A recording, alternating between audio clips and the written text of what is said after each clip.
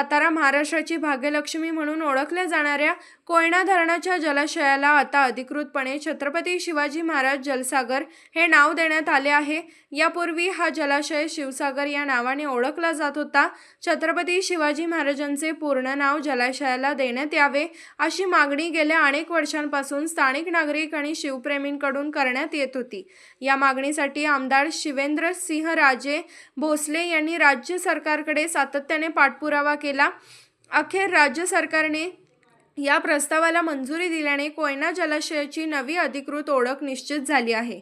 हिंदवी स्वराज्याचे संस्थापक छत्रपती शिवाजी महाराज यांच्या पराक्रमाला आणि दूरदृष्टी अभिवादन करणाऱ्या या निर्णयाचे सातारा जिल्ह्यासह राज्यभरातील शिवप्रेमींकडून स्वागत होत आहे। कोयना जलाशयाला छत्रपती शिवाजी महाराजांचे नाव मिळाल्याने साताऱ्याच्या इतिहासात आणखी एका मानाची पर्वाची नोंद झाली आहे। सातारा प्रतिनिधी प्रवीण नवघरे। हा निर्णय जो सन्मान्य मुख्यमंत्री देवेंद्रजी फडणवीस, सन्मान्य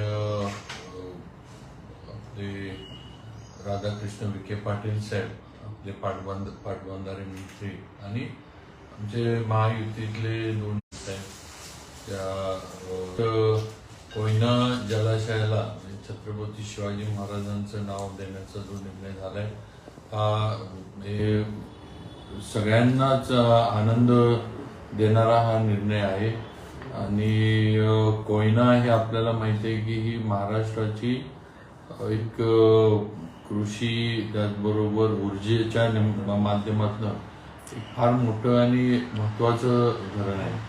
आणि याच्यातनंच बहुतांशी ऊर्जेचा म्हणजे पॉवरचा जो हे आहे तो याच्यातनंच आपला राज्य आणि असं असताना हा एक महत्त्वपूर्ण निर्णय वासियांच्या वतीनं त्यांचं मनापासून अभिनंदन करतो, आभार मानतो। विखे पाटील साहेब असतील आमचे पाटबंधारे मंत्री, त्यांचं अभिनंदन करतो।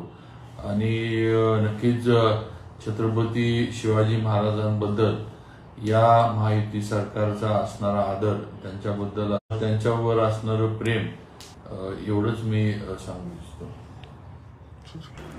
अशाच विशेष घडामोडींसाठी आमच्या YouTube चॅनलला सबस्क्राईब करा, फेसबुक पेजला लाईक करा आणि इन्स्टाला फॉलो करा।